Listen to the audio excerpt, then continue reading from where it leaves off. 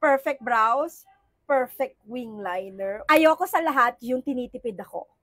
Pero ang gusto ko yung nakakatipid ako. May brow pen na, may eyeliner pa. They also have this shade, BK01. Let's try it now. Wow. Kita mo yun? Ang ganda ng atake. Parang hair-like strokes talaga.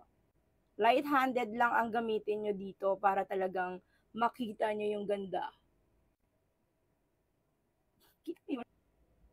Oh my gosh. It looks like microblading. Like, I did not expect this to be so good. Like, girl, para talaga ako nagpa-microblade sa mamahaling clinic. Like, oh my gosh, ang ganda. Ngayon ko lang nakita na ganito kaganda yung kilay ko. Like, this is with and this is without. Like, oh my gosh. I'm gonna show you naman the other shade. This one is BK01. If you want to fill your brows, yung pang mabilisan lang, tas very light lang ang atake, yung pang everyday ganda, girl, ito na yung color na piliin mo.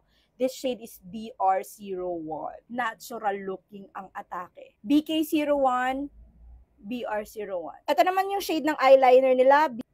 Let's do the eyeliner thing. Oh my gosh, ang bilis ipangguhit because it's super manipis. Oh my gosh. Look how pretty is that. Must have talaga to. Oh my gosh. Hindi ako magaling mag-wing eyeliner, but this one, I can do it because it's so easy and the color of this is perfection.